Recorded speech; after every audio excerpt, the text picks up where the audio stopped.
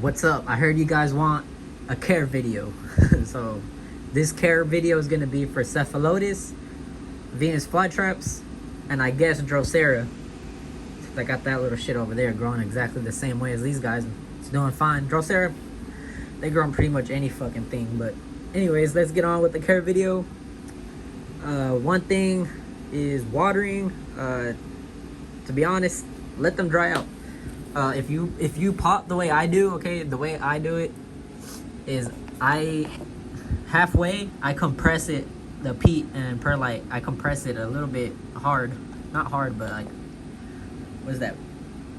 I give it some good pressure so it could compress down here.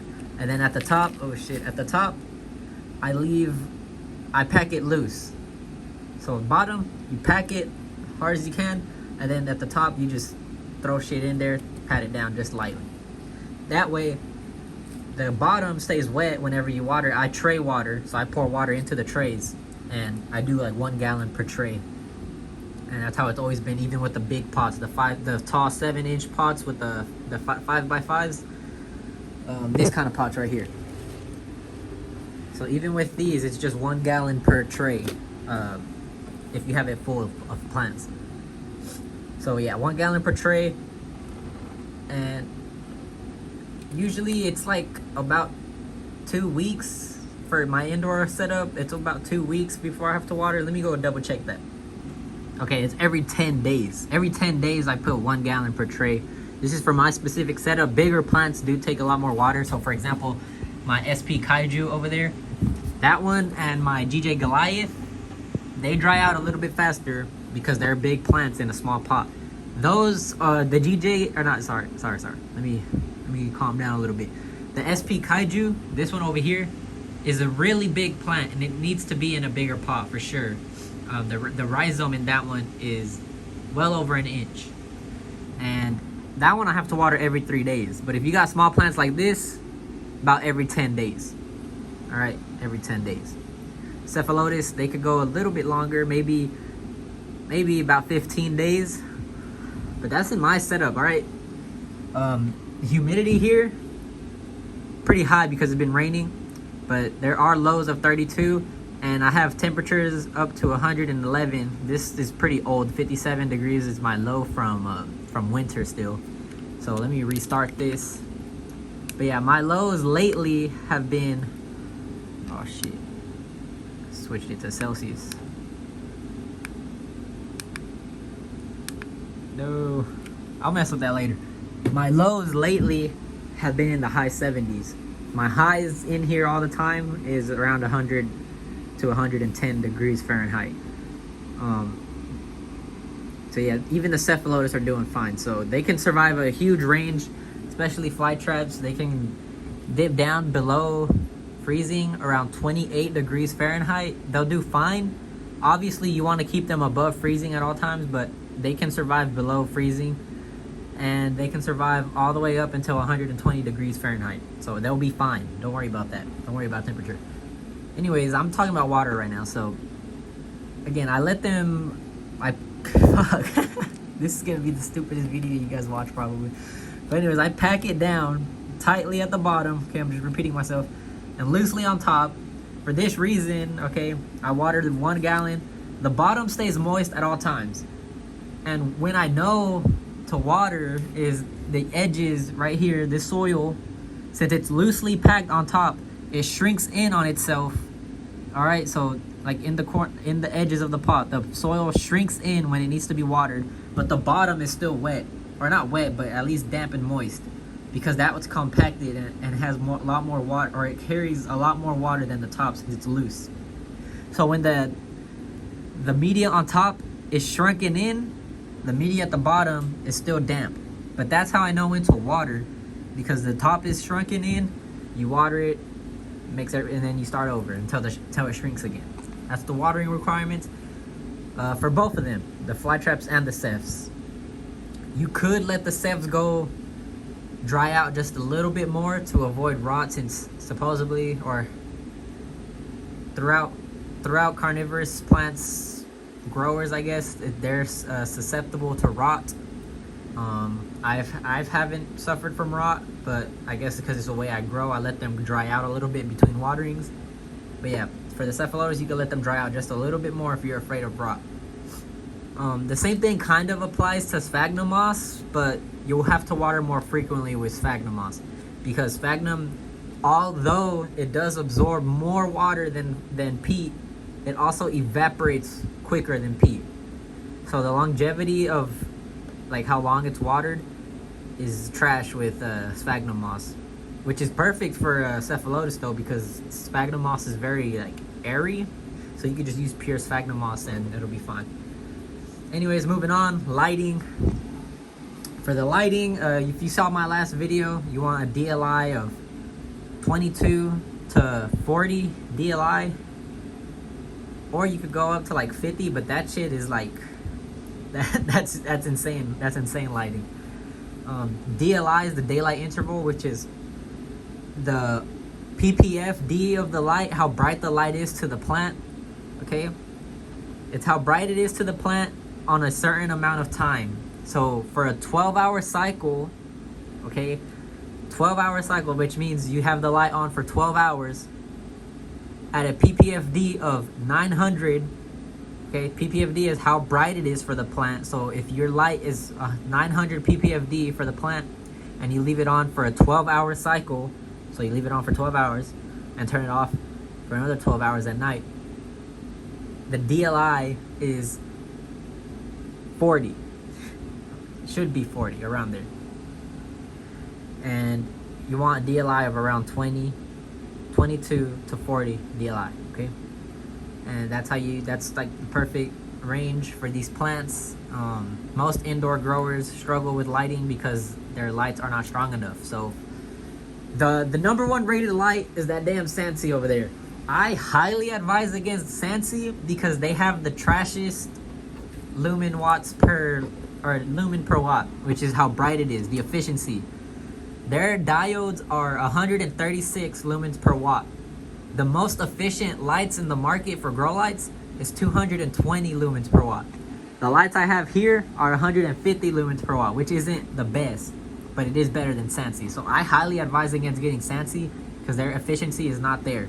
But a lot of people use them, and if you get the 40 watt Sansi bulb, you can have that one 1.5 feet away from a plant, but it has to be a 4, or not has to be, but up to 4 pots of plants. So you put the Sansi right here, about 1.5 feet away, and it'll light up for 4 plants. If you want to light up 1 plant, you can also do that. But for Sansi, 1.5 feet on a 12-hour cycle will give you a DLI of around 40 for 4 plants. Okay, with that out of the way, since everybody uses Sansi and this care video has gone out to just the general public, again, 1.5 away for one 40 watt Sansi bulb, and up to 4 pots, 4 small pots. These are like, I don't know, almost 3-inch pots. But yeah, moving on, we got feeding, I guess. You don't really have to feed these guys, but it really does help them. So feed them as much as you want. Don't overfeed them though. They can sometimes get overfed. If you feed every single trap and it's taking like more than a week for the trap to reopen, stop feeding it. Okay, if it takes more than a week for the trap to reopen after it's caught something and it's actively digesting, you can see the bulge, like its little green stomach, if you can see that, and it's been over a week, maybe over a week and a half, stop feeding that guy, because it is oversaturated with nutrients and it's not sucking the juices out of that plant or out of that bug anymore, because it's oversaturated. Yeah, new growth will come in, but the new growth might be a little bit might get a little bit burnt, have little black tips on them because it's oversaturated with nutrients. So yeah, that's feeding requirements, I guess. But yeah, you can just go ahead and have fun, feed them as much as you want, just as long as it doesn't take more than a week and a half for it to digest. If it takes more than a week and a half, again, don't stop feeding them. I mean, what else is there? We covered feeding, lighting, water, humidity. You don't gotta worry about humidity with fly traps. They can take it down to like 25% humidity, probably lower, as long as you keep it well watered in the bottom, as long as you keep their feet a little bit wet. Oh, and I highly advise against keeping them watered at all times. Nurseries do this simply because it's easy for them to keep track. Because if you have like a fucking giant greenhouse just filled to the top of fly traps, obviously you're gonna keep the water in there 24/7, because you're not gonna go in there trying to find which fly traps are dry and which ones aren't if it's in the same tray. Kind of like how my kaiju is the first one to dry out of all the collection, but I know that. But let's say if you're in a big ass nursery and have thousands of plants, you're not gonna want to worry about that, because then you gotta look for all the other ones in there. So that's why they keep their shit watered all the time. But if you're just a hobbyist, I highly advise against that, simply because of rot. Okay, it builds up rot, algae, moss. You get moss. Well, moss is always gonna be here, but algae is nasty. If you're getting algae on your plants, you're keeping it way too wet. Make sure you're not keeping it too wet. Okay, you do not want algae. It's just ugly. And then you'll also get some slime. I forget what it's called, but it's like you'll get a slimy substance growing on your pots, or not your pots, but on your media sometimes if you keep them too wet. So yeah, don't let them sit in water. Let them dry out a few times. Again, like I said, when the media shrinks in a little bit, the bottom is still damp, that's when you water it. Repotting, dividing. So to be honest, you could just go ham on that too. You just slide the plant out, flip it upside down, tap on the back a little bit, squish it around, kind of like this. You just squish it. Oh shit, I got it on the tape. Just squish it around like that, make it loose. Then you flip it upside down, shake it out. Obviously keep your hand right there to catch it. And then yeah, the divisions will just fall out if they're ready. If they're not ready, and you can split the rhizome in half. But I mean, yeah, it's pretty simple, self-explanatory. You just take it out, wash out all the soil from the roots, and little division and babies would just fall right off. You don't even have to tug at them.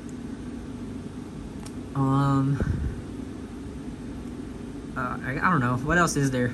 Cephalotus, when you're dividing them, I guess you got to be extra careful. But for me personally, I don't give a fuck if I mess up their roots or nothing. I just go in there and divide them exactly like I do Venus flytraps, and they do fine. So yeah. What else? I don't really know, guys. That's pretty much it. If you want me to cover something, just let me know in the comments. These plants are not hard to grow.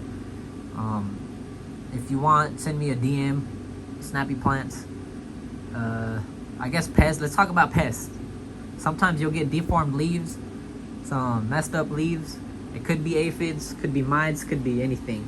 So the best products I like to use, even if you're just spraying it just to spray it, as a precaution, is a fungicide, a systemic fungicide, a systemic pesticide, and a systemic miticide, or somewhat systemic. There's like Avid, for example.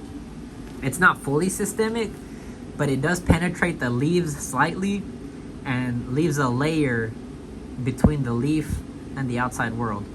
And when the bug or when a mite comes and bites into it, it tastes that poison and then dies. So it's something like that. That's how most systemic stuff works. Systemic just means that it's in the in the plant's bloodstream, the water stream. I don't know what it's called, but it's in their system, and it spreads throughout. For Avid though, it's only like on the leaf. So if you only spray one leaf with Avid, it'll soak into that leaf particularly, wherever it was sprayed, and just stay there. It's not mobile. But systemic fertilizer or systemic miticides, pesticides, and fungicides are mobile throughout the plant. You just want to spray those for a precaution, especially with Cephalotus. They're susceptible to powdery mildew, so you use a systemic fungicide to get up in there. And you want to switch between different brands or different chemicals. That way your pests don't build up immunity. So if you're always spraying Avid, but then you only kill some of the mites, those mites are going to be resilient to avid at some point, and then avid will not work anymore. So you have to cycle through them, maybe every month. Cycle through different chemicals every month. But yeah, that's pretty much it. These plants are not hard. Don't let anybody tell you they're hard. Oh yeah, you only use distilled water. That's pretty common sense if you look it up. Distilled water only, rainwater, reverse osmosis water. And yeah, that's it. I'm done. I'm done talking. Anyway, see you guys later. Leave a comment, leave a like. And if you want me to cover something else, drop a comment. Anyways, peace.